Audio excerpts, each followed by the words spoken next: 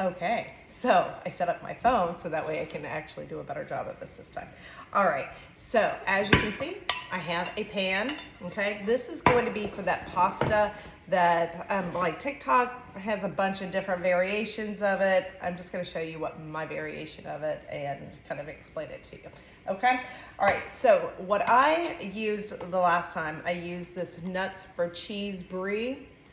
The truth is, you could use what is that, the Boursin, you could use that one, you could use vegan one like I have. If you want dairy, you could do dairy. You really pretty much do any kind of creamy, like a cream cheesy kind of based thing and put it in your dish. Okay, so what I do is,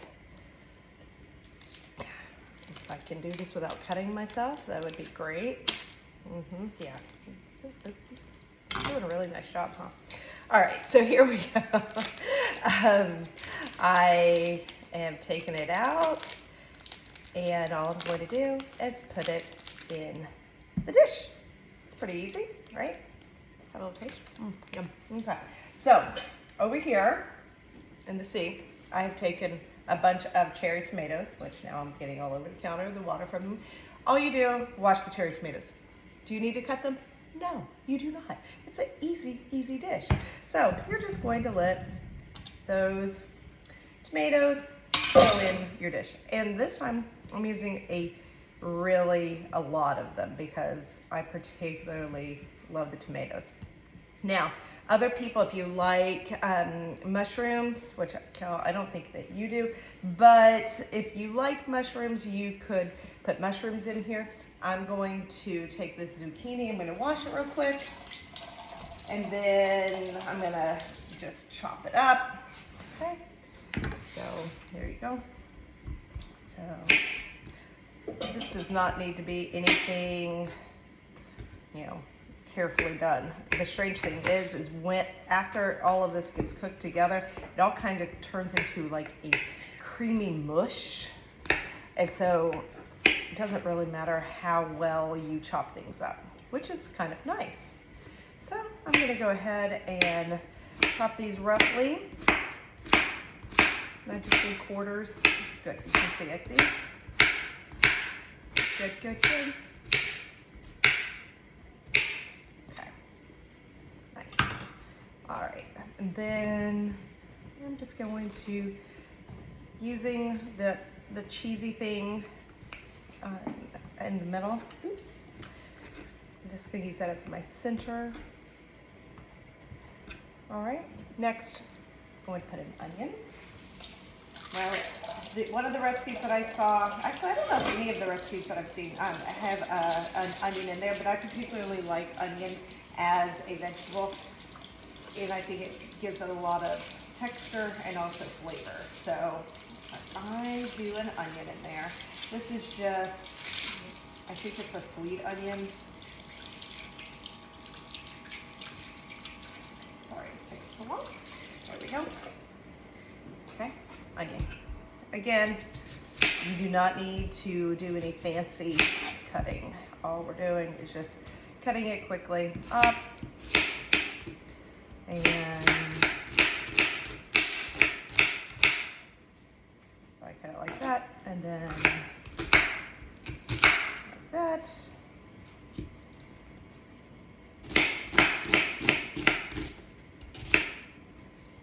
Okay.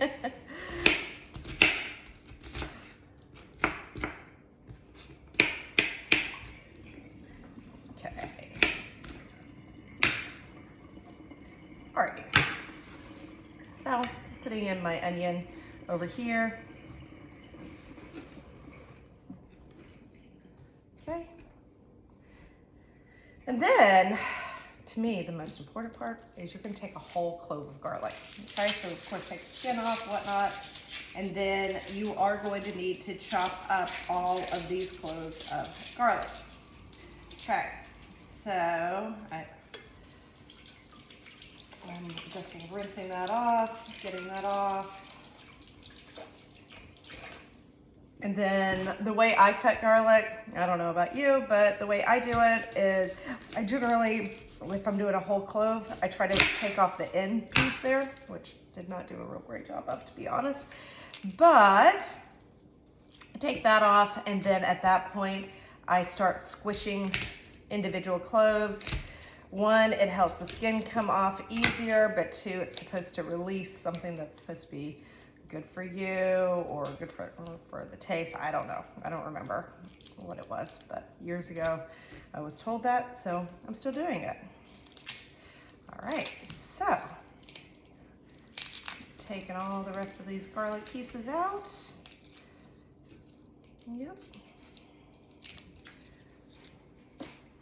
So with this dish, what you're going to do is you just put it all in here together. It's very, very easy.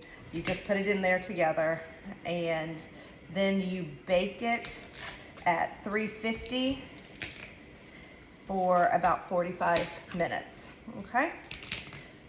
It's not covered or anything. And then once you have baked it, then you will take it out of the oven. You take a potato masher and you squish it all up, okay? And so when you do, it becomes like this creamy, messy, delicious sauce that you're going to absolutely love. And so that's basically all there is to this recipe. Is you just put it all in a pot, makes it nice and easy. At the same time as when it's in the oven, try to go ahead and make up whatever kind of pasta. Last time I did a rotini. I would think that's probably a good one for this. And have it ready for when you are finished. Now, some people, that was close. Some people add olive oil to this and make it real, I don't know, oily and good with that, which you definitely could. I did not the last time, and you know what? I felt like it was plenty yummy enough, and I feel like it's just a little bit healthier without adding the extra fats in there. But that is a variety that you can do, variation that you can do. Hey, Specs. So that, let's see what else. Oh, now some people also will take the pasta water, okay? And if they feel like the sauce needs to be a little bit thinned, they will do that. I did not feel like it needed that, so did not do that. Some people add olive oil after it's cooked to moisten it up a little bit that way as well. I did not need to do that either. Well, I take that back. Actually, after it was refrigerated and I used it as leftovers, then I did add a little bit of olive oil just to, I don't know, give it a little bit of more movement.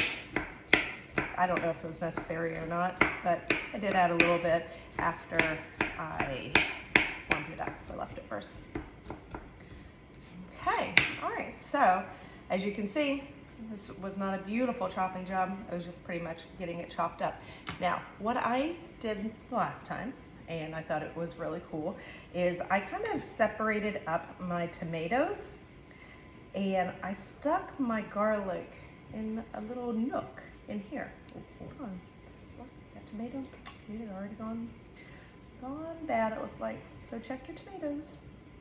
All right, I'm going to go ahead and stick all of this delicious garlic right in this little hole. Pop it in there. And voila, it is now ready to go into the oven. Again, 350 degrees for about 45 minutes. If you want to, you can drizzle some olive oil on here. Not really necessary, but you can if you want to. Okay, and so after that is cooked for 45 minutes, then you're going to take your potato masher, squish it all up, throw it into some pasta, and you have a perfect dish. I'll show you my results later.